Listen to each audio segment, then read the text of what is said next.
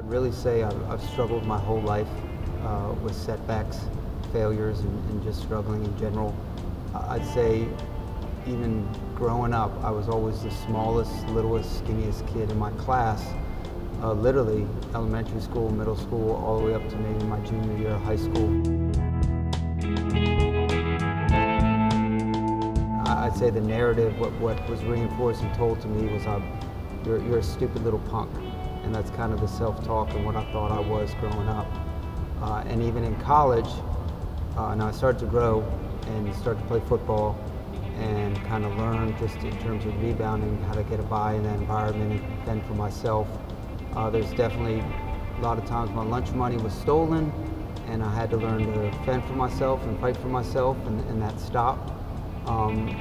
But to me, what I started to realize that if I worked hard, and for me it was athletics, and that's why I like being here on the basketball court at UREC, because athletics has always been a big part of my life, not only for self-care, but in terms of rebounding. It taught me the lessons, the hard work, that to me the off-season is what I loved in football, is I could grind and no one could work harder than me, and I eventually got bigger, stronger, faster. Kind of my role model to help me with rebounding was my grandfather, who worked for United States Steel in Pittsburgh, worked there for 40 years. He never missed a day of work. Now that to me, I want to say that again, 40 years for United States Steel, did not miss one day of work. I work with people now who can't go 2 weeks, honestly, without missing a day.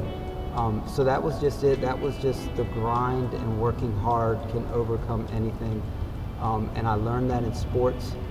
That in order not to get picked on and in order to succeed in football and basketball and other things I played, I would just have to work harder than anybody. When I was in my Clemson University for my PhD, and I remember I had to take a stats class, and I've always struggled with math and math type things, and I sat in a huge lecture hall with maybe 300 other students, and I remember after he said, "Turn to page 1, I was lost after that.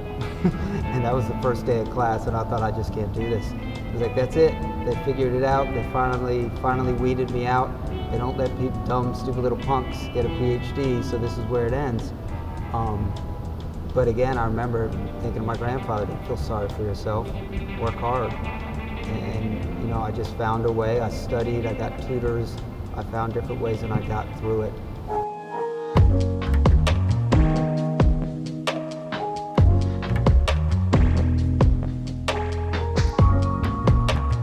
So that's to me, the advice I always give people is there's always a way out of this dark spot.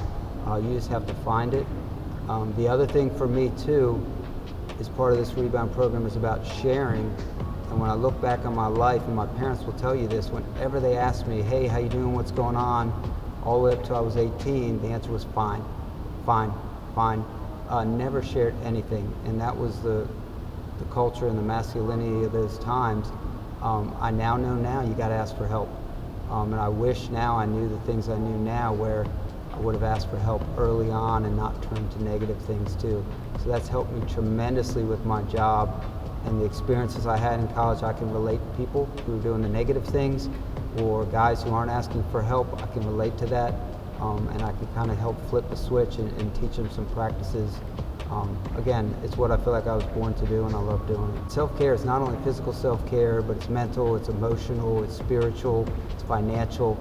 You've got to look all aspects of your wellness, and when you're struggling, you really need to take care of yourself too.